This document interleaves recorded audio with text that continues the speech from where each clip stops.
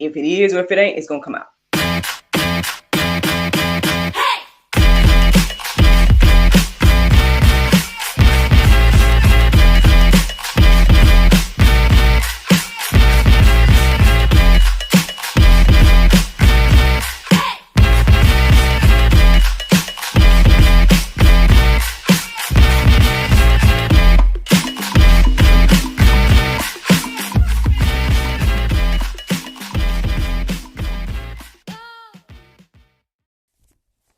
Good morning, everybody. It's your girl Miracle Sims, and you're listening to God, Sex, and Love, your daily dose of inspiration and juice. It is June the 27th, 2022, and today's topic is Trust My Plan. Happy Monday. Happy Monday, everyone. I hope that you all had a great weekend. Mine was just fine.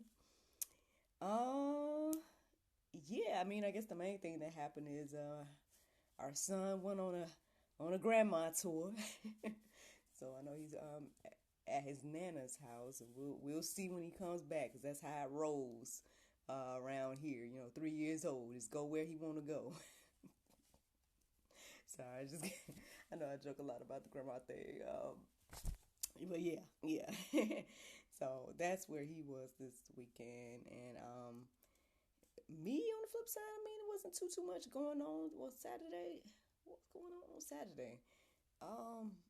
Not too much in particular, but yesterday, I continued my challenge this summer of going to church every Sunday.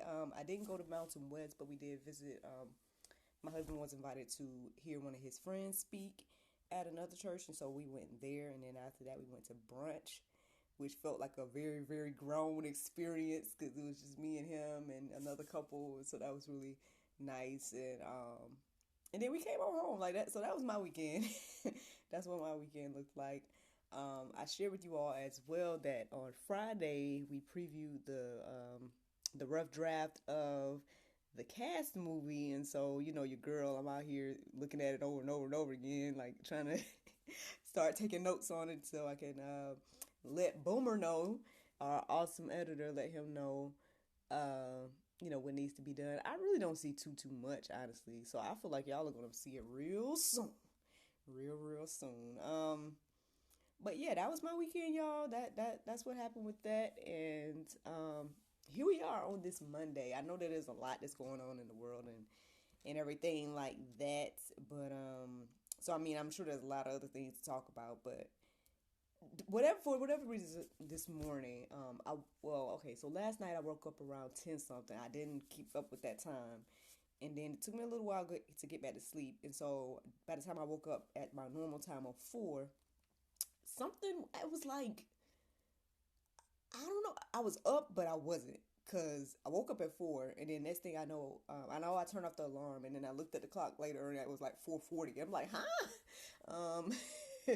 Then I started my routine of like listening to the Soul Space app and stuff, and I don't remember any of that really. But anyway, when I started to clear my mind, I was like, well, what's the topic for today, Lord? I heard the word trust, and I'm like, trust again? But then I then I felt, I guess maybe I heard the rest was to trust my plan, which kind of led me to think about like the underlying plan that people say is going on. I don't know here or there. I'm not in the military. I'm not in those. I'm not in the cabal. I'm not in any of that stuff. So I don't know, like, for sure. They say that there's a plan going on, and the reason why we're seeing things the way we are, is because information is slowly being trickled out for us, to I guess to wake up, or all these things that I'm hearing, and so. Yeah, and you can see little moves being made here and there when it comes to information. To be honest, though, I'll be like, man, why don't you just? But then I was gonna say put it all out there.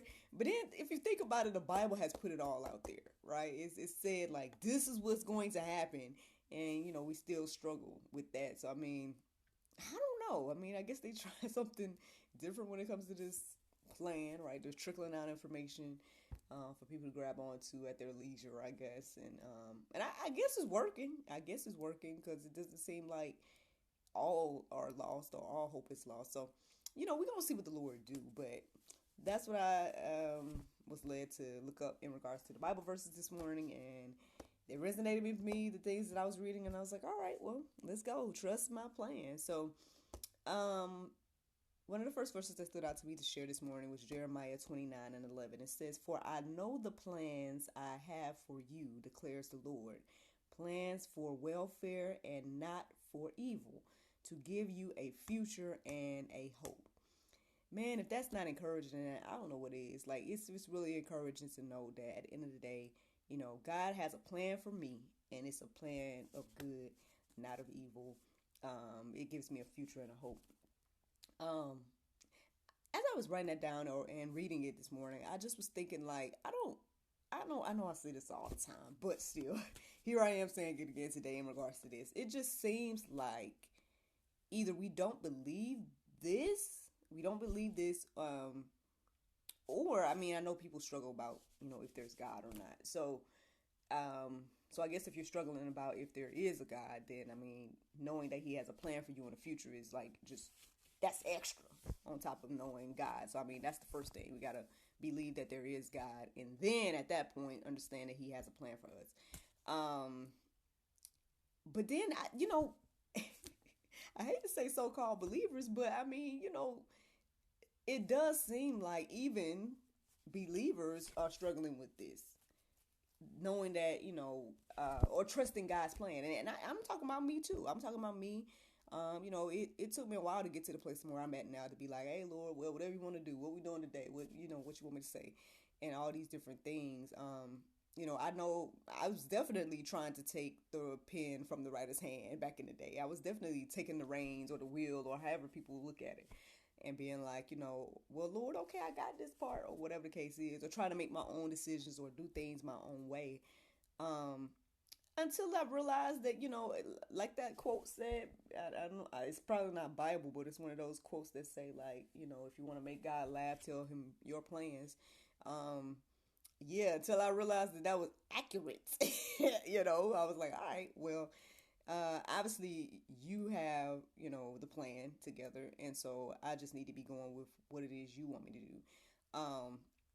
Because again, back in the cultivation period, right, that time in my life where I was really going through, I guess, getting close to the God personally and things like that, I was realizing that at the end of the day, nothing really matters other than what I'm doing for God. So if I'm not doing anything for God, that means that nothing I'm doing matters. And so I was like, all right, well, once I got that revelation, I was like, well, what is it you want me to do? Because I thought I had a good idea of what I was supposed to do or whatever, but obviously God had way more in store for me. And I mean, I guess according to this, He has this plan for all of us, or a plan. And even if it doesn't seem like it makes sense all the time, I guess I'm a believer and I'm a witness that it comes together in a way where it's like, oh, okay, I see what you did. I say that all the time. I have all these moments where I'm like, oh, okay, I see what you did there, Lord. And so, yeah, I mean, I guess my ultimate conclusion of that verse there is just really knowing that God has a plan for us, trusting that plan, and walking in it, and watching what He does with it, so that's what stood out to me this morning when it comes to that. Now, the next verse, Psalm 9 and 10, it says, "And those who know your name put their trust in you, for you, O Lord, have not forsaken those who seek you." Man, that again, we need to be out here seeking Him. Again, if we struggling with if He exists, then again, we got to start at square one. And seek, right? And as the word say, if you seek, you will find. If you knock, the door will be open to you. I mean, I'm trying to think. Now, I can't say personally that I've heard anyone that's, did those things and didn't receive at least some type of acknowledgement of God. But I guess I can only tell my testimony, y'all. I can't say what each and every person experiences when they do those things or if they do those things. But I can say, as I sought God for wisdom, as I, asked for understanding, seeking Him, all those different things, He showed up in my life. He shows Himself. And I can't say it now. I don't have the testimony of the voices. Well, I don't know now. Wait. Well, how could I say it? Okay, okay. I will say that I've had the inner, almost audible voice. I have experienced that because I experienced that the other night. Like, okay, I'll tell you what happened. I'll tell y'all what happened. So basically, I was asleep. I don't know what time it was. I don't know, early in the morning, something like that. I was asleep. And then all of a sudden, it's like it almost was like my husband called out to me, and I was like, huh? And he didn't say nothing. You know what I'm saying? And I was like, that's not him. Oh, that's not him. And so then that's when I realized, I looked at what time it was and got the verses that was centered around that time, and it was interesting. It was very interesting. I'm like, okay, Lord, what you want? What you want me to know with this? But that, so stuff like that has happened, where it's like you, it's like you hear that voice or hear a voice, and you're like, huh? Oh, nobody said nothing. Oh, like that type of thing has happened.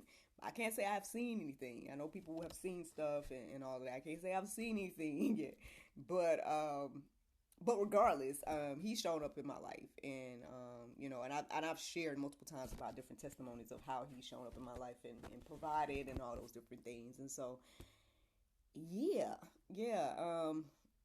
If you haven't started seeking him, then I suggest that you do. um, and at the end of the day, know that he is not going to forsake you as you because you're seeking him. That's what his word says. So let's keep going. Psalm 118:8, it says, "It is better to take refuge in the Lord than to trust in man." Ooh. That might be Pope, right? Y'all, yeah, we like to focus a lot, and I know I say this a lot too, so sorry people that listen to me all the time, but we do focus a lot on the physical. We focus on the people that we are with. And there is a struggle, right? Or maybe some type of disconnect when it comes to the spirit. Again, I can say I've experienced that in the past, because maybe even now. I told y'all just last week that I was like, communicating with people, and I have a bad habit of just asking people that I deem to be like my mentor, or like, other people that are confidants and things like that. I'll talk to like my husband, like I'll talk to all these folks, and then eventually be like, oh, my bad. Let me go ahead and just pray about it. Like, what you want me to do, Lord, and stuff. And I got that bad habit of doing that when I could just ask God first, which I think I might be getting a little better, but still, I'm just being honest that that's still a thing for me, And so we just do that. We tend to just focus on the people that we're looking at and the people that we see versus the Lord. And so then we find ourselves in situations where we learn that trusting in man, or the other thing, this was just came to me, the other thing we do is uplift people so high, and then we get to point it when they don't live up to the expectations of where we lifted them to be. I know we was talking a few months ago about all right, well, I'm just gonna say it because I think majority of y'all might already know. But like we were talking about like Kurt Franklin and stuff a few months ago, right? Again, like, now, would I have thought that he would have done some things like that? What had came out about what he did? No. But again, he's a gospel artist, and he's a man, and he's a human, and we all gonna fail and fall short. And so, because of that, it's like we can't put our trust in man. I mean, those are just some examples, y'all. But that's what that verse says. Isaiah 58:11. "And the Lord will guide you continually and satisfy your desires in scorched, it was scorched, in scorched places, and make your bones strong, and you shall be like the watered garden, like a spring of water whose waters don't fail." Ooh. I mean, well, one, I ended up writing that down this morning because it was just a beautiful depiction of what that is saying there. But what is it saying? It's saying, well, the Lord's going to guide us continually and satisfy your desires in the scorched places. So I mean, I guess if you think about like in those deserts, right, in those places and those times in our life where I told y'all all the time about like things that I call debacles in my life, where God brought me through those things, and then you know, and with that hope and all those things that He gave me, the peace and things that He gave me through those moments, I now thrive, right, and able to um, I guess stand, at the end of the day. So, I hope these things encourage you and inspire you this morning to trust God's plan. At the end of the day, like I said, starting out with understanding that, He does have a plan for you, and that ultimately that plan is for good and not for evil, to give you a future and a hope. And from there, we just need to trust that plan. Um, and there are benefits to trusting the plan, and I mean that, I guess that's the juice this morning. That is the juice. Of course, there's a few more verses to check out in the Go Deeper section if you feel so led to do. But the Bible verse of today is Isaiah 41:13. It says, "For I, the Lord thy God, will hold thy hand, saying unto thee, Fear not, I will help thee." That's not confirmation. That's confirmation, man. But anyway, Lord. Uh, Thank you all so much for listening to God, Sex, and Love, your daily dose of inspiration and juice. I pray you guys can go forth and have a wonderful day, and I look forward to talking to you all tomorrow, if the Lord's will. Bye-bye. Hey y'all, I'm Nyla O'Neill with Anchor Providing Institute. We're located at 737 South Hill Street in Griffin, Georgia. Look, this program was birthed out of a will to help and push you closer to your dream, customizing each and every learning path for each and every student, giving you hands-on education with myself and other teammates. We're here to help you and drive you to be the best version of yourself. Look, we're a 12-week program, and it will be vigorous, but it will be worth the work. Put the work in, you will see it in the end. We are dedicated to seeing you not only finish our program, but to get certified. We are an accredited school through the National Phlebotomy Solutions, and we are so ready to meet each and every one of you. Contact us today.